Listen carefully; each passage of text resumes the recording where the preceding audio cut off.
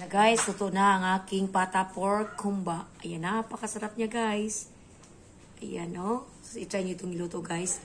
Ayan, nilagyan ko ito guys ng sili na maanghang. Kasi gusto ng mga anak ko, merong anghang kunti.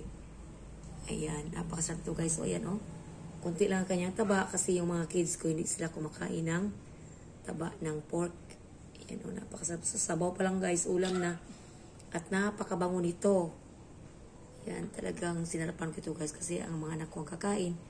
Kahit ibang tao kakain guys, talagang masarap ako magtimpla, magluto. Ang ulam, kahit anong ulam, basta nandyan lang.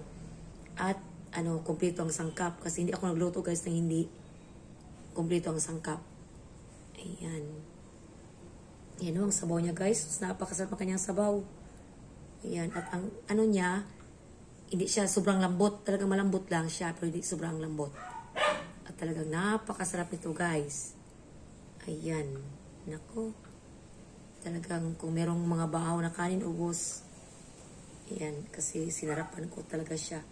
So, alam nyo na, anak natin ang kakain. Kaya sarapan talaga natin guys.